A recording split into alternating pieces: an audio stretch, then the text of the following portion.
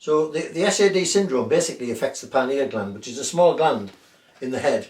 And we've got two major glands in the head. We take the brain out of the way. The base basically here and just slightly behind. And they need stimulating to produce the right serotonin and melatonin levels. And one point that's really useful in ancient Japanese and Chinese literature is a point called governing vessel that runs up the spine. Governing vessel 16, which is just at the base of the skull here.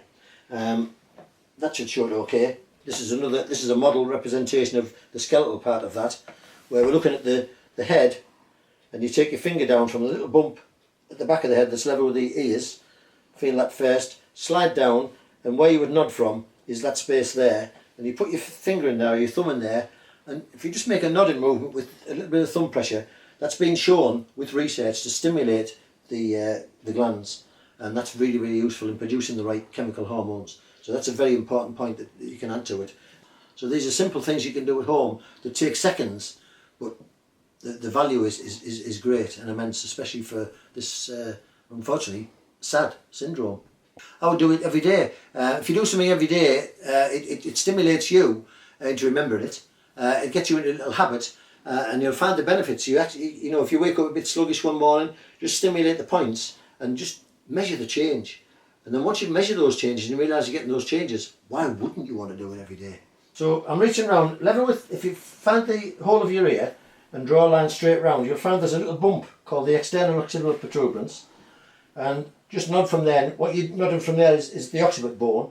Then slide down a little bit and you'll find your finger goes into a little groove, and that's where the very top vertebra meets the occiput, and you'll find you're nodding from there, that you'd leave that space, that would be static, and you'd be nodding from it. That's the place. You can either reinforce your fingers, or get a thumb in there, put your thumb in, or reinforce fingers, and then just nod, or you can rotate, whichever's the easiest for you. You can rotate it like that, or you can just put a bit of pressure in, and just nod a few times, and that starts to stimulate the pituitary, and send the right messages to the pituitary to activate it and stabilise it.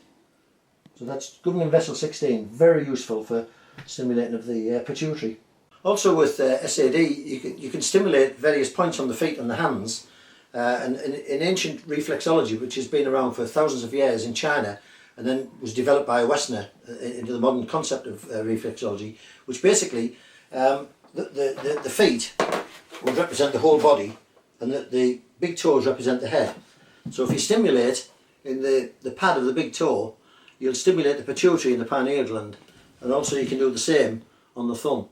And that's very useful again for stimulating the endocrine system and bringing some of the hormones into our system that are not stimulated by the serotonin and melatonin balance. Personally, I rub these points daily, and what I'm looking for is soreness. And the body's messages are, if it's tender, it needs to be worked.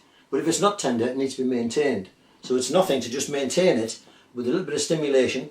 If it's tender, you say, all right, it needs a bit more work today. If it's not, then you just learn to maintain. And my daily routine doesn't take 10 minutes to stimulate some of the key points, boosting the immune system, keeping my head right, and making sure we're in balance, basically. I started my practice off in 1969. I was trained in remedial massage. In 1976, I was one of the first people to do the Ewan Zingham reflexology course. And she learned it from the founder, a man called Fitzgerald, who brought that stuff from China. So I've been using reflexology incorporated in my practice from the early 70s. And it's really useful adjunct, but it's something we can do at home. And what's also useful is the darker your room can be, the better it is.